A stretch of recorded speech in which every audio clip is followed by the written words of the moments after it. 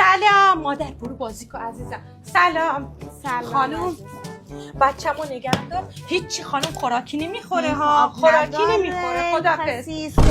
چی گفتی خانم؟ عزیزم میگم اسم خدافظ. خاموشم الان ساعت 8:30. این چشه؟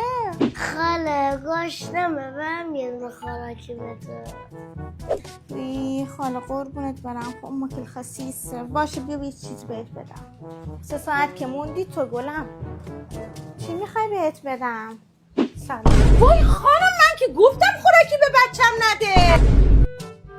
عزیزم 3 ساعت و نیم بوده گلم. چه 3 ساعت و نیم شد؟ عزیزم 3 ساعت اومد الان نه ساعت 11 عزیزم، و اینا نیمه. نگاه کن، من اسنپمو ساعت 9 من گرفتم. چیکار اسنپ نه. دارم عزیزم؟ یعنی چی؟ من تایمشو وای، میزنم. الان من بچم الان شام نمیخوره. یعنی چی شما چیزی نخواد 3 ساعت و نیم اینجا؟ نه بچه خانم، ضعف می‌کنه یعنی چی بدون عزیزم. اجازه من نباید چیزی به بچه بدی خانم؟